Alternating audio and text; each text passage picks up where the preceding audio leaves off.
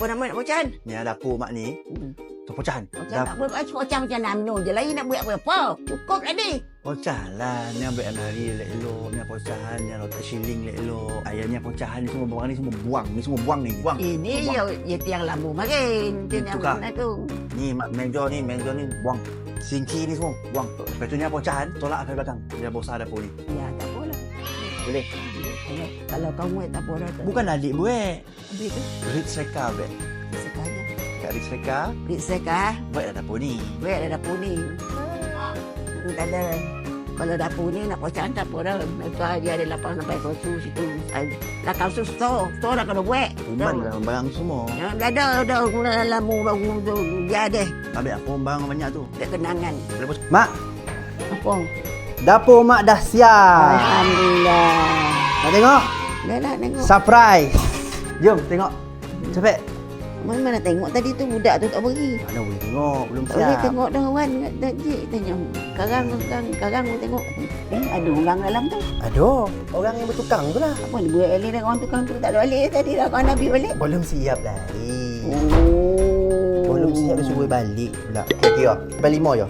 1, 2, 3, 4, 5. Kira dalam bahasa Arab. Dia tak ada roti dalam bahasa Arab dah. Bahasa Inggeris. 1, 2, 3, 4, 5. Yeay, bismillahirrahmanirrahim. Alhamdulillah. Oi.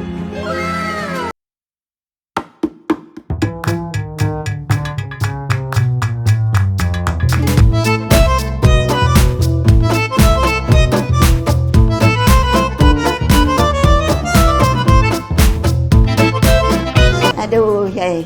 Ha. Wih, lawai. Lawa lah. Lawa tak? Lawa, salah lawa. Oh, mak apa ni, mak? Lawa, mak. Kau tak tergantung ke kepala kau ni? Anak ni. Tak, ni masih tinggi lagi. Jom, kita jalan setua. La ilaha illallah. Lawa lah. Salah lawa. Susun dia pun penuh. Wah, ini baru boli kan ni? Ini Ha. laluan ke bilik air, mak. Tanya, nak basuh baju, letak sabun. Ini kalung kau masuk dia dah tahu. Oh, bukan mak basuh.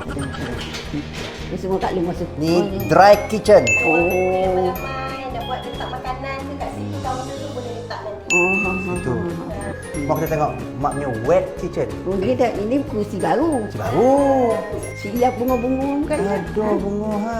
Ni apa nama yang bertawul-tawul ni? Ada kuih apa nama? Ini namanya table setting.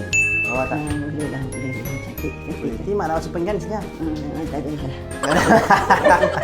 Tanya. Oh, macam nampak? tu. Buka ni. Ditarik mak. Tunggu pilih mak mana pergi. Oh, nampak Mana nak pergi ha. Duduklah dulu. Kita ni kan terakhir pun nak berjalan ni pun. Bunga hidup pun ni bunga plastik. Cuba lah makan mak. Nak rasuk. Kan duit kan baru dah kan muntah rasa kan. Ada lagi sehat kau nak tak ada. Ada ni ha. Oh, ada Ada, kita. ada. Yalah, tingkap tak ada pan ni. Tinggal ada. Oh, Ada. tingkap Oh, ada bidai. Ada bidai. Dah malam tak, boleh tutup. tak masuk angin. Oh, macam tu yo. Nak tolak je. Kalau sini lah kau mana kipis pun tak payah. Kau dah tahu aircon. Dah tahu ekor.